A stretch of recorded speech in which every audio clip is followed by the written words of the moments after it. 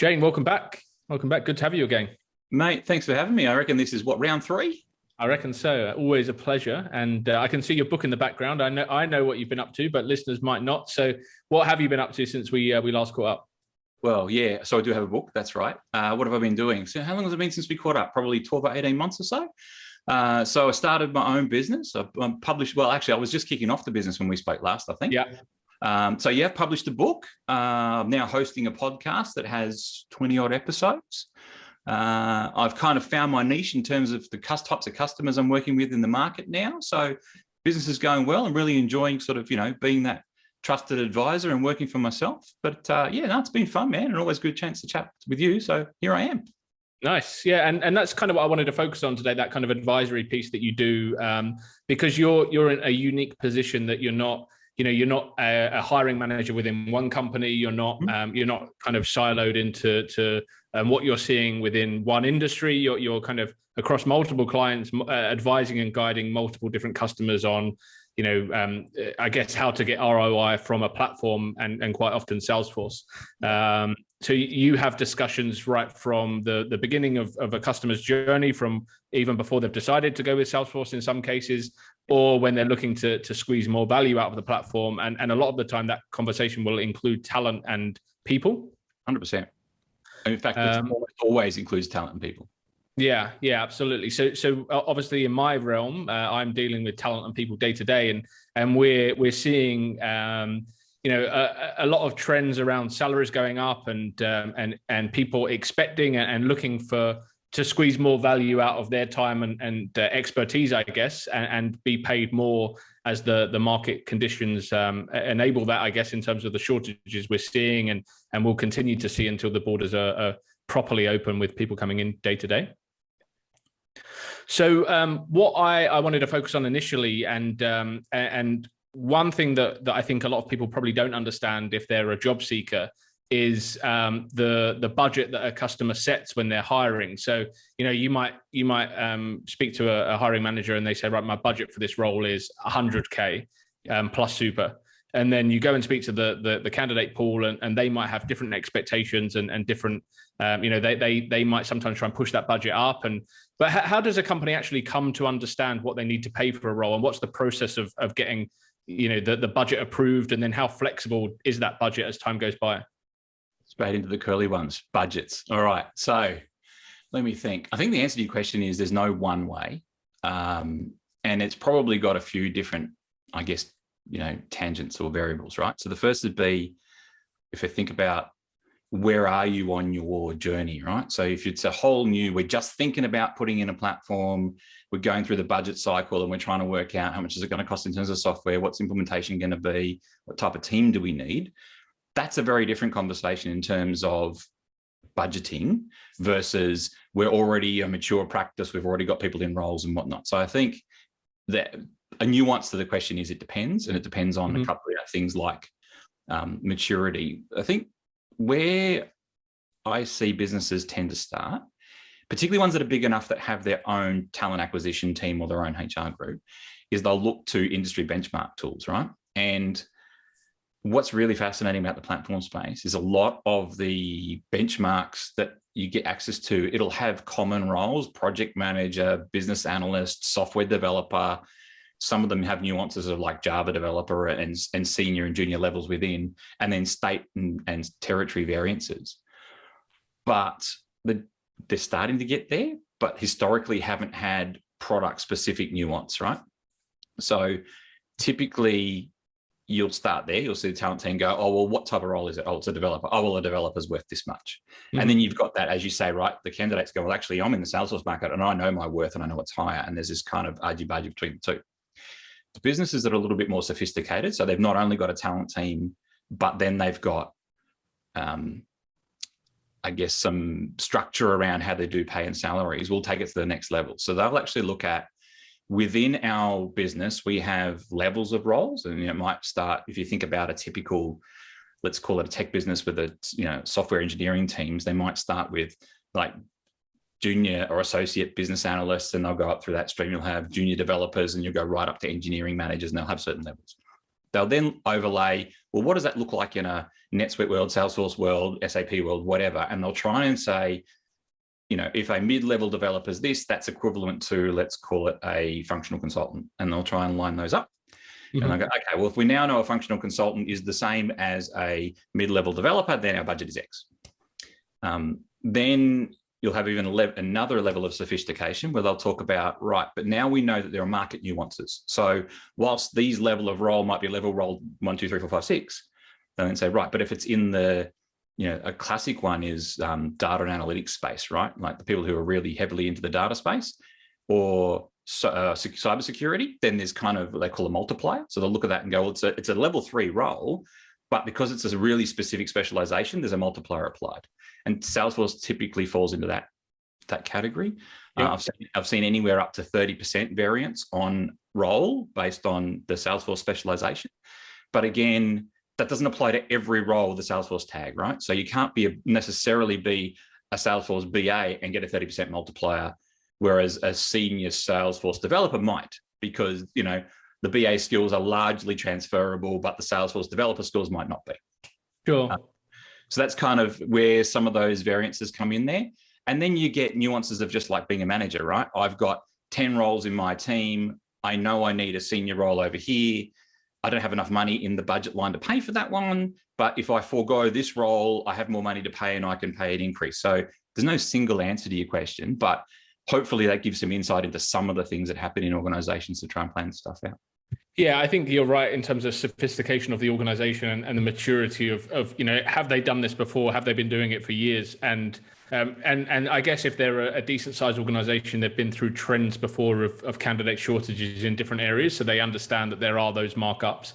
But I think one thing I always get this question from clients. They come to me and they say, "What's the market rate for a Salesforce developer with 5 years experience?" And I'm like, I hate the term market rate. I hate the concept that you can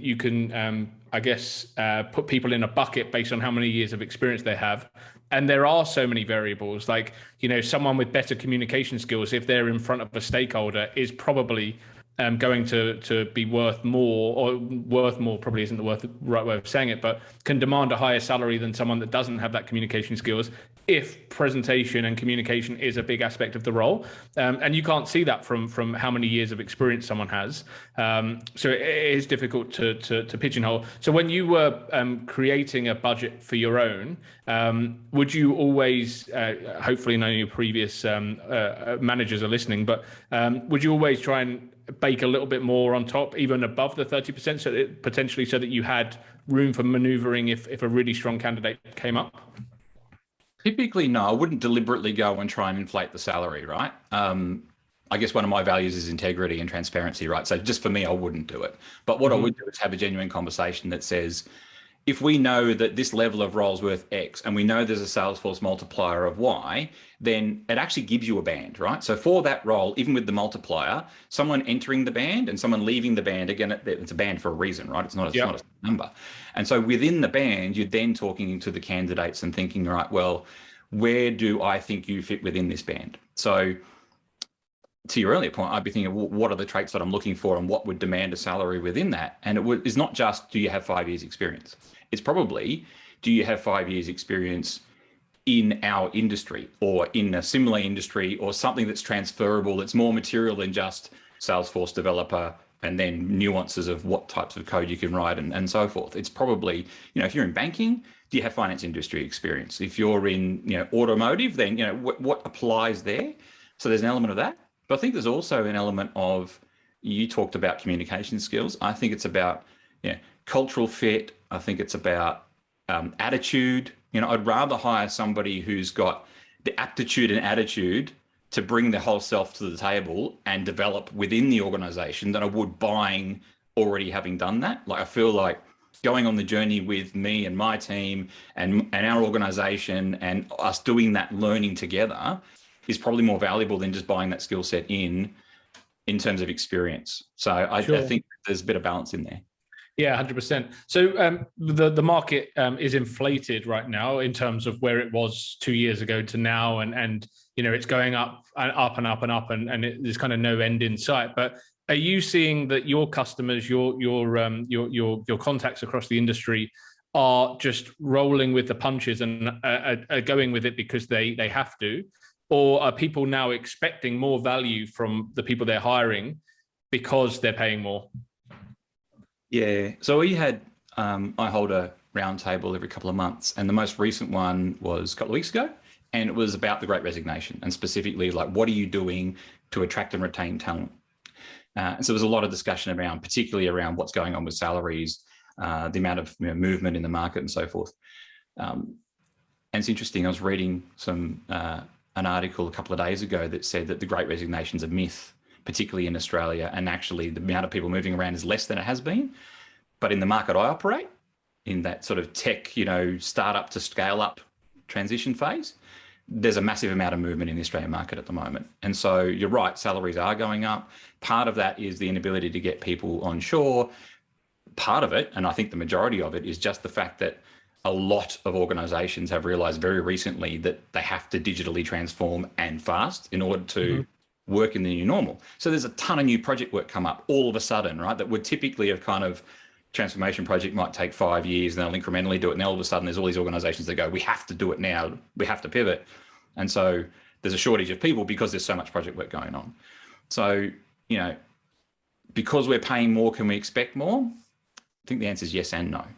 Partly it's the market is what it is. And if we don't pay, we won't be able to attract talent. And if we don't pay market, we won't be able to retain talent. So as salaries are going up, there's a lot of conversation around, what does that mean? How do we budget for it? How do we keep on top of it just to make sure we don't lose people, but also that we can compete?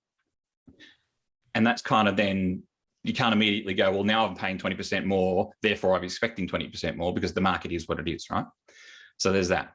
But there's also, I think what you're going to find is within a band, people are going to start coming into the organization, and some organizations are going to go, well, I've got this much band to play with.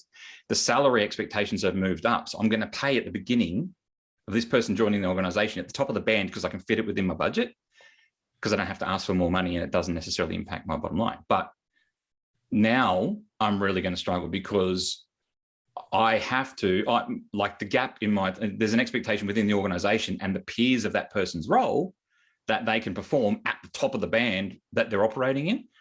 That could become a challenge for people who've jumped roles because they're looking for a big kick in salary, but aren't necessarily ready to play. So, it's kind of one of those, if you want to put the boxing gloves on and punch above your weight, just expect to get hurt. Yeah. It's an interesting way of looking at it, but I don't always feel that. And I get this. I get why people would want to make hay while the sun shines, and people will probably laugh that I'm saying this as a recruiter because we get kind of seen in a certain way. But I just feel that sometimes people potentially are setting themselves up for failure because they are chasing that monetary value and jumping so far ahead. Like, I mean, this year I saw someone go from 135 package to 200K base, and they were like, literally, they weren't jumping like several layers of job, but they were taking a real stretch from where they were at. Now, were they being underpaid in their previous role? Probably. Were they being overpaid in their new role? Probably. But the value proposition for each of those hiring companies, right? There wasn't that amount of difference in the skill set someone was bringing. So surely the company that are paying 200K have to expect more from the person, the company than are paying 135. Because if you're doing the same job for the same amount of hours in a day, there has to be more output for that company to receive that value, surely. So I think in an organization where I was talking about before, where you're playing within a band and whatnot, I think there's probably a little bit of leeway in that one, right? When you're talking about the scenarios where you've got the organizations that are paying significantly over market, I don't know if you've, I can't even think of the name of the book, and I wish it's escaping me at the moment, but it's written about how Netflix operates and how they recruit.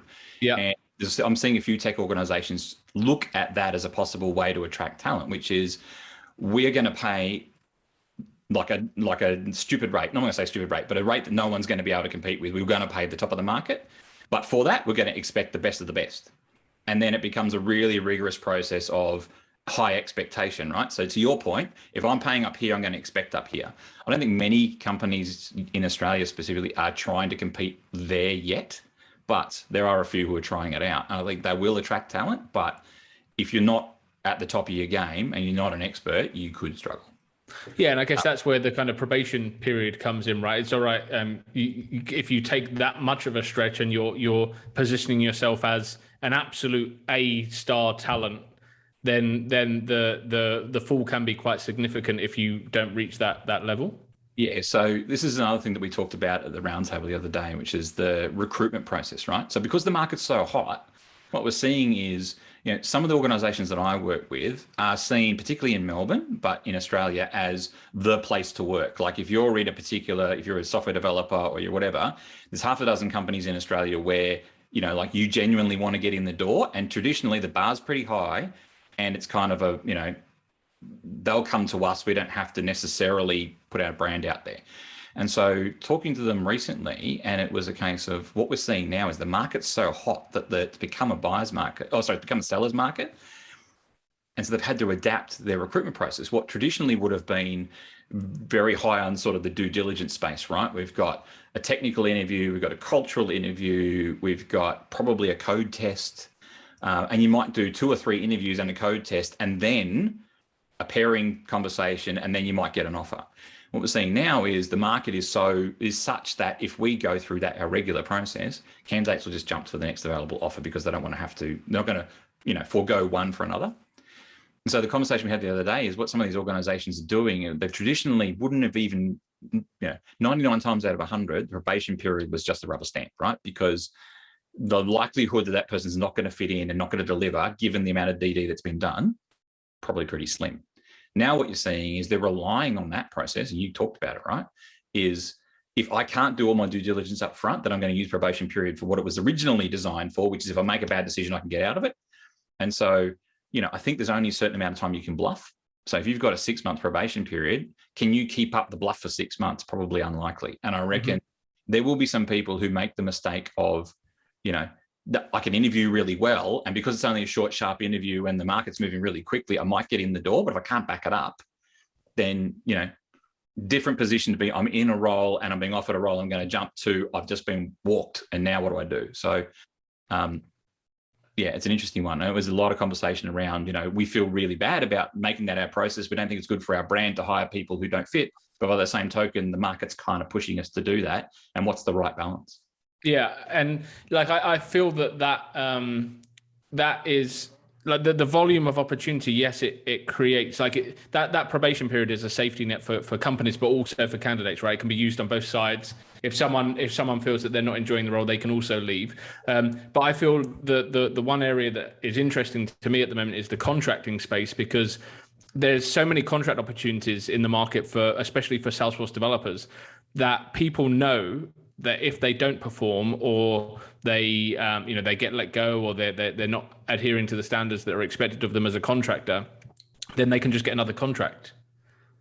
And it's it's just crazy. Like you can just roll from one contract to another, pick up the same rate, sometimes even get an increase because you've just moved role, and no one really knows why you left the last role. You can just say you delivered what you needed to deliver, put your rate up slightly, you get another role, and you can just keep rolling those contracts because there's always another one coming through.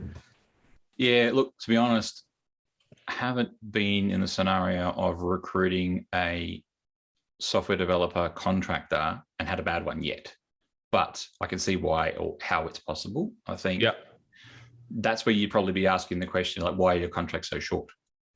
And likely doing, for independent contractors, doing references.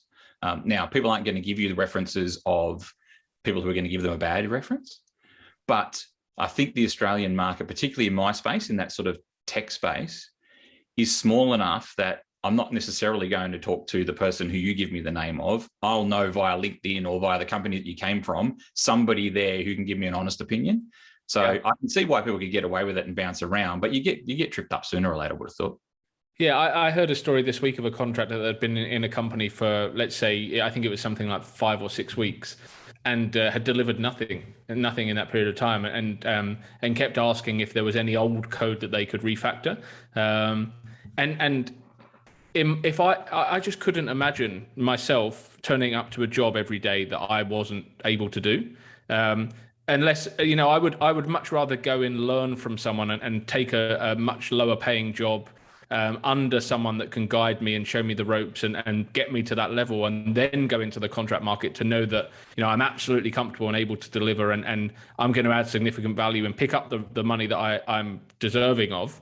But to go into a role that you're not capable of doing as a contractor, where, I mean, when you've hired in the past and you've hired a contractor, have you hired them to hit the ground running and deliver from day one because they're a contractor? Yeah, 100%. So, I mean, granted, the last time I hired a contract developer was, pre the Great Resignation, and we had the luxury of going through doing code testing and making sure that they were going to hit the ground running.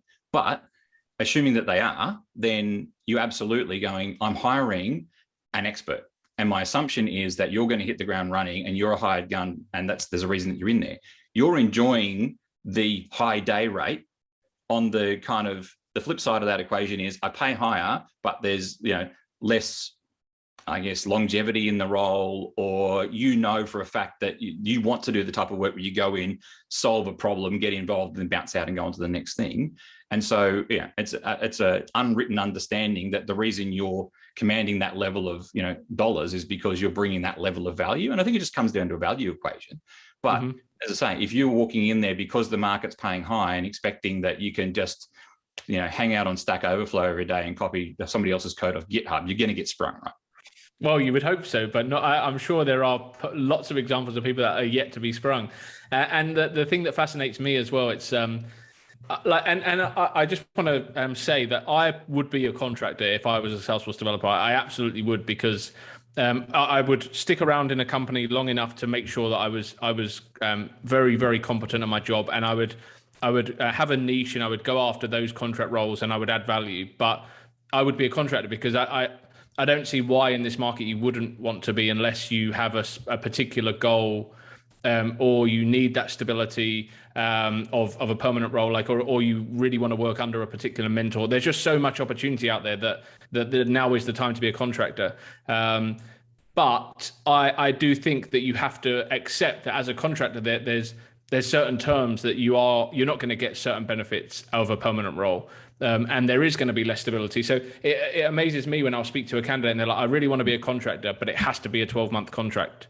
Yeah, I think so. In the book, I talk about what I call the stayers and the players. There are some people who just want to stay in an organization, and they don't, the players being, I'm just happy to take the next big project and bounce and bounce and bounce, right? And I think that's what you're talking about. It's not just about my skill set and what the market is paying, but it's also my preference, right? I might like to join an organization and be on the journey for multiple years, or my career, although I'm a Salesforce developer, I might actually genuinely want to be in an organization where I get to flex into AWS development, and I get to flex into other things in and around the ecosystem that is, in this case, Salesforce. So just being a Salesforce gun, I'm probably coming in and I'm only writing Salesforce code to solve a particular problem. And I think it's horses for courses. If you're looking for some stability, you're looking for some longevity, and you're looking for some, I guess, breadth in the work, then maybe contracting isn't for you. But I can see why, if you're just chasing, I want to be really specific niche, and I want to do short, sharp engagements and really test myself, and I want to ride the wave of the dollars, then you would absolutely go for contracting. Yeah, and it's like, well, if you're looking for a 12-month contract, like why wouldn't that company try and hire a permie?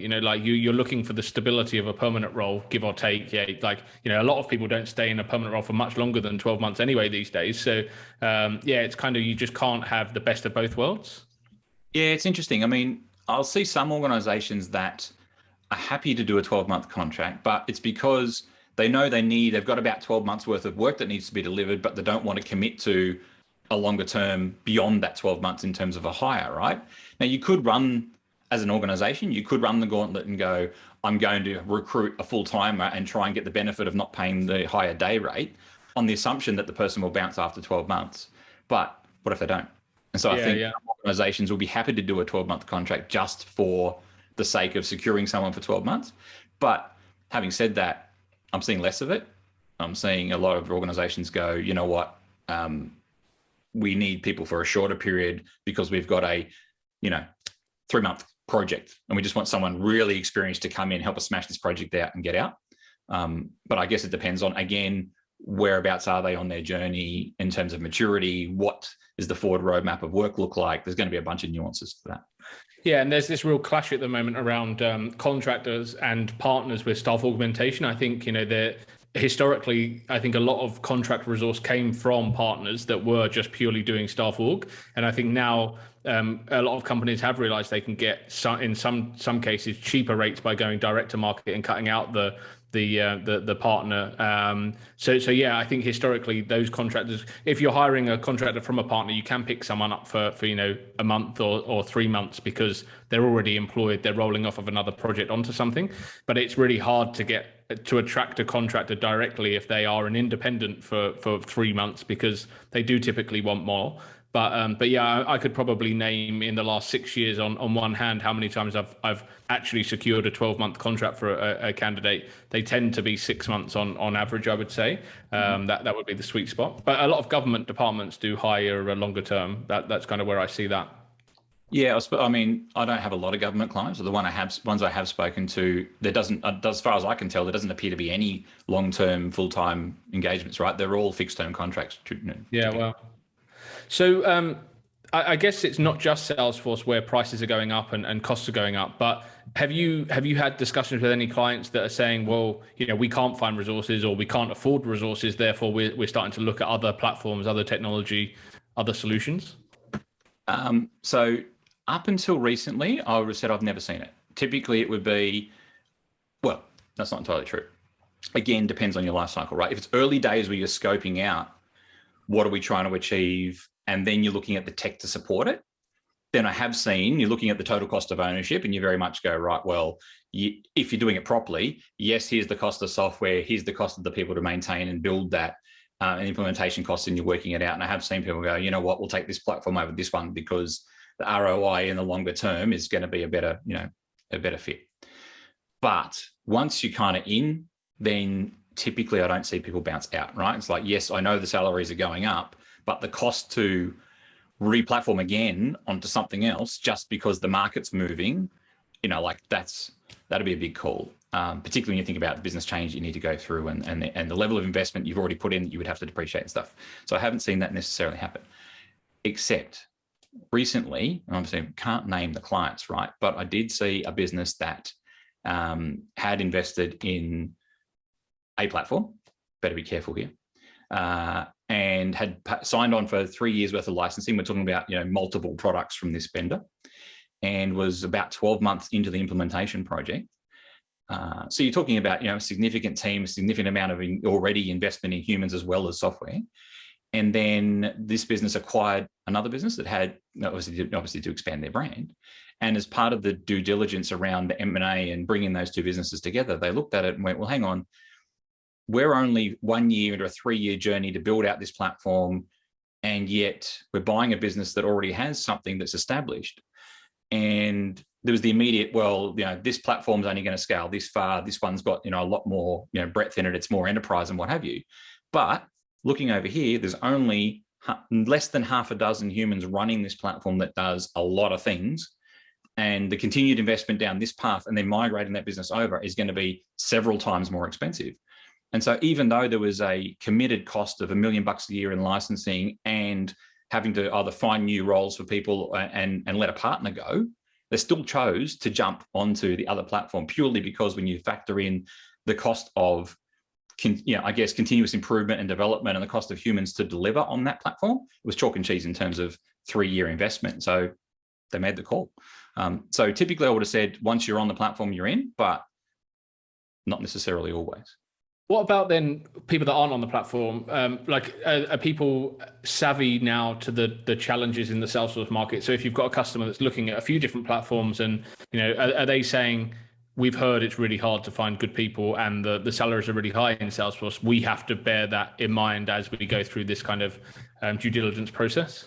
Yeah, look, I mean, typically, so you've mentioned Salesforce is your brand, right? So let's talk about that. Typically, the conversations would begin with, Salesforce is super expensive, right? And that's not necessarily true. It just happens to be the perception that the organizations will go in with, right?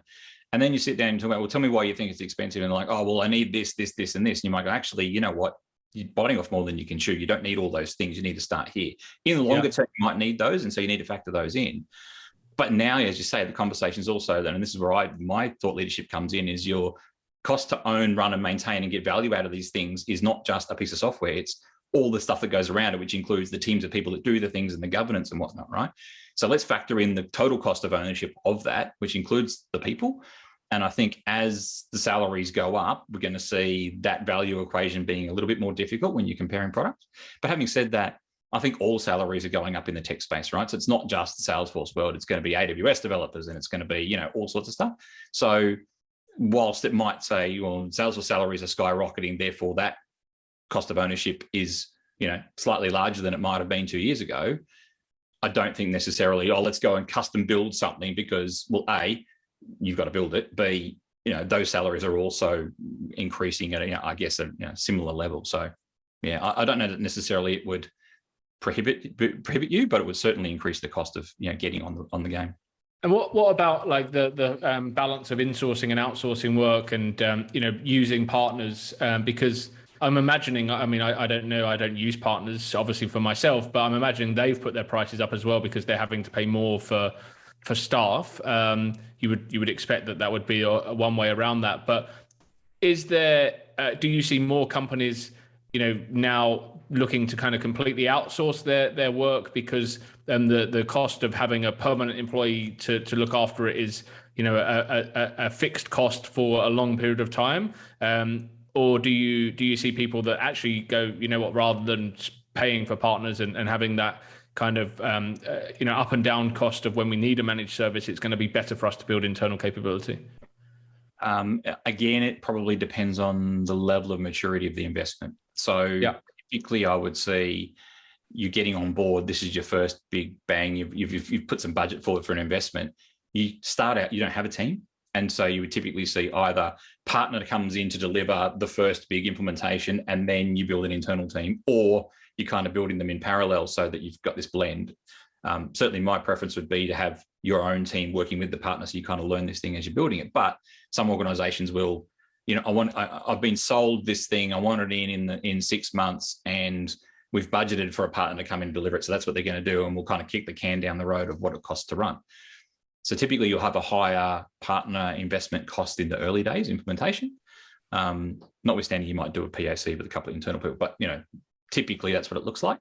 Then as you kind of get into, I've got 4 layers of maturity, right? But once you kind of get into the midpoint when you're in run and maintain, then I see a higher level of internal and direct contractor capability and less partner. Certainly partner for, we want to do bigger pieces of investment, but it's kind of, cyclical. And then if you're, all right, now the platform's mature, we don't need a significant amount of investment, or we're actually going to ramp down investment in that because it's kind of doing what we need to do and we don't want to keep investing, then you may choose to go, actually, as the team starts to, a fixed cost go down, let's just bring a partner in and use an offshore model to try and, maintain the platform without necessarily wanting to continue to put internal resources in. So I think it's kind of, the whole answer to your question is it depends on the level of maturity in the organization and the level of investment they want to make in that. Yeah, I think like from my 6 or so years and 7 years now, I think in the ecosystem, I've definitely seen a massive increase in companies building internal capability compared to way back when it was like all the projects were going to partners, and and I think that's, like you said, it's having that mix and that blend is probably the right way to go for most people if you can lean on expertise for particular things and at particular times. But it's important to have some of the IP internally and know what to do with the platform if the lights go out. Yeah, I think, look, when you're putting the platform in, typically, if you had the luxury of there's no time limit on when we're going to get to this capability, right? It's kind of a, I don't know, VC startup or a spin-off of a bank that's got plenty of money, then you might build your own internal capability and ramp the size of the team and the skills that you need as you're building the platform. But typically it'll be, if I think I'm paying for something, stakeholder says, well, when am I getting it, right? There's this whole, the sooner the better. And so you can't spin up a team overnight, right? So I think that's where the partner comes in, because they can springboard a team in on a schedule. And then, to your point, and this is where, I try to advise clients, is build your team whilst you're building the platform, so that when you get to the point that you're live, you've got a full understanding of how it works. You've been involved in the technical decisions, and you can then build and maintain the platform moving forward.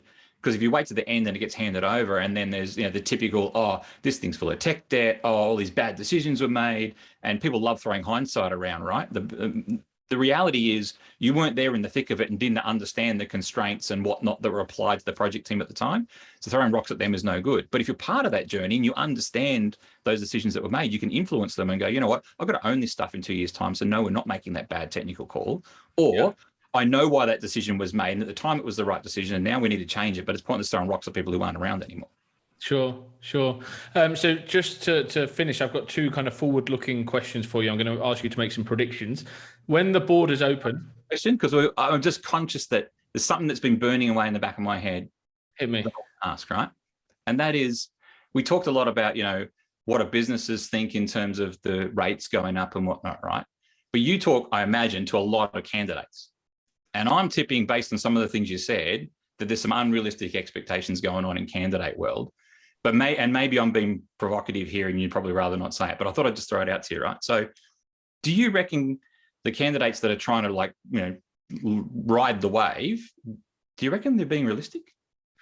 I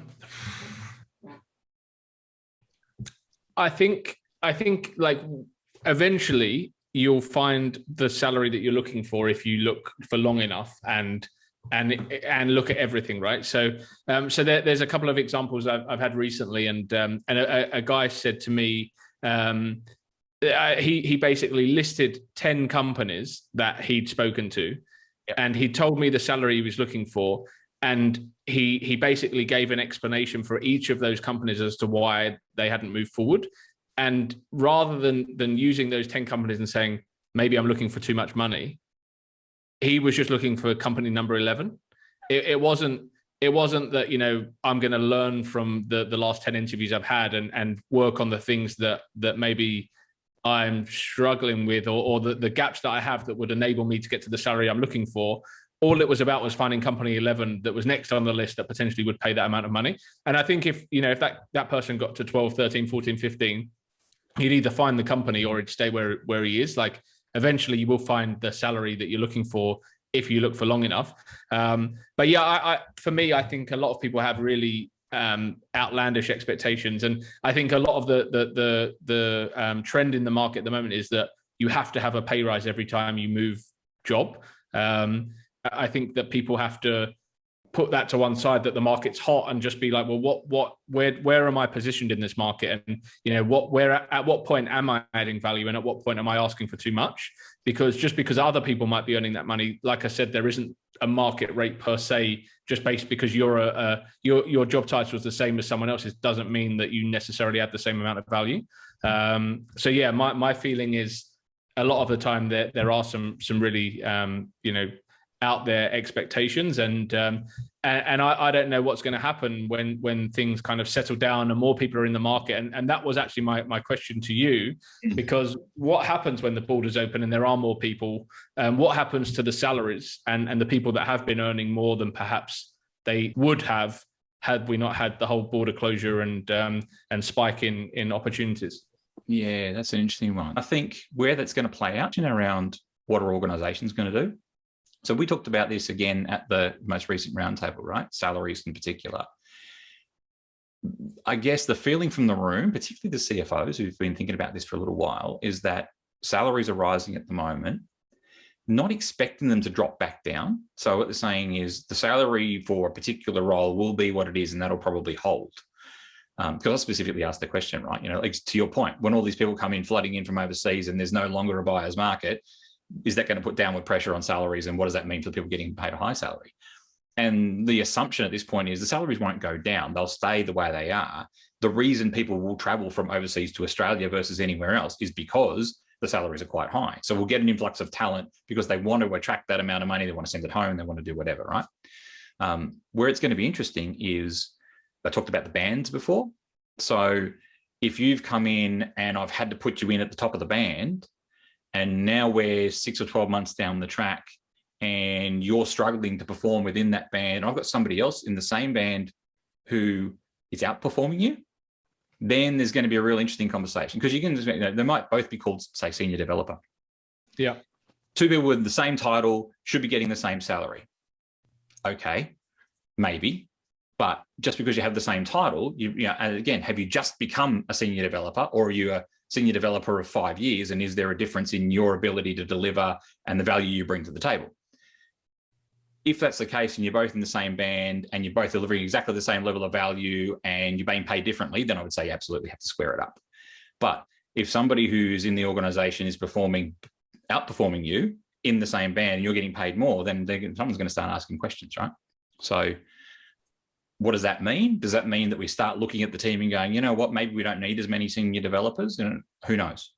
Does somebody else get promoted and you get jack and you bounce anyway? Maybe. But yeah, I think it's going to present an interesting challenge if people get over promoted and survive probation and just get by, and then all of a sudden, a couple of years down the track, other people in the team are sort of showing them up. That could be interesting. Yeah, and I don't want people to watch or listen to this and think, oh, I shouldn't go to Ben because he doesn't want to get me a pay rise. Like, I absolutely do. Like, there's nothing better than getting someone the money that they deserve in the market and the value that they're worth. But I also hate to see people set up to fail. And I have seen examples of that in the market where, people are just being stretched, and I can tell that they've taken on a role that, they're being paid a salary that is paid to other people that are far greater experience than they are in other companies. And then it's like, well, that's a recipe for disaster when the expectation is up here and you're just not going to get there. So yeah, I think it comes back to value, and I agree. I think when companies can hire and broaden their pool of talent and they're looking at more people, then it will be it'll be interesting to see, well, if I can get this person for this money and I've got this person at the same money, but they're performing so much I guess less in they're delivering so much less value, then it's going to be a difficult conversation, I guess. Yeah, 100%. And I think, to echo your point around should people get paid what they're worth, absolutely, right? So, we talked about this the other day. I think the market salaries are going to be what they are. And if you don't pay the market salary, you're not going to attract or retain people. So you almost have to take the dollars off the table in terms of you're just going to have to pay it if you're a business. And so should people be asking for what they're worth? Absolutely. I guess what I'm just saying is similar to you, right? Is don't set yourself up for a hard time or a fail by pushing the boundary too far, and then all of a sudden you're in an awkward position. Then the next one, from an organizational perspective, comes down to flexibility in terms of where you work from, and the times you work used to be a differentiator in the market. There were some organizations that offered it and some didn't. And if you were looking for flexibility, that's how you would attract talent. It's almost at the point now, particularly in the tech space, where that's your ticket to play. If you don't offer that and you start forcing people back into the office, they're just going to go. So these things. Beyond that, then it becomes really interesting, right? It's like, what's the next level? What's attracting people? And I think it's about organizational culture. And I think there's a real industry change in what does that mean? Because typically a digital business culture is, how you describe it would be, we get together on Fridays and we do beer and pizza and we have this great office space and all these breakout rooms and we whiteboard stuff. And you go, that's great. What does that mean in 2022? When 50+% of your staff work remotely, how do you attract and retain people? And, it's not necessarily on the topic of salaries, but I think that's what's going to be the transformational change in terms of the trend for 22 in terms of, businesses and attracting people. Yeah, 100%. And the final question around looking forward and predictions.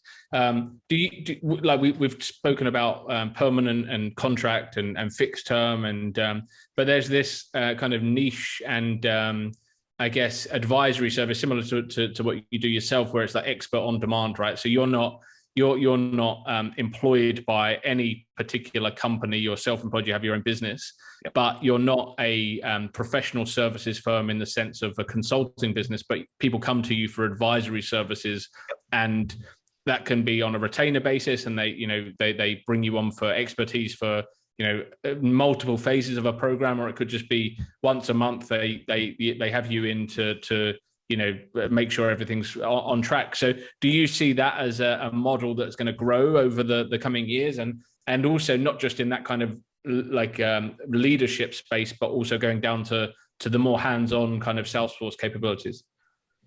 I think there's definitely a growing niche in terms of retainer style experts that have in that model I described, where you've got people who, are either working with lots of different organizations or are staying with one, and then, are you a real specialist or a generalist? And if you want to call it that kind of a matrix, if you like, that sort of top right-hand corner, I think there's definitely a market for people like myself who are providing deep thought leadership and expertise in something that's specific.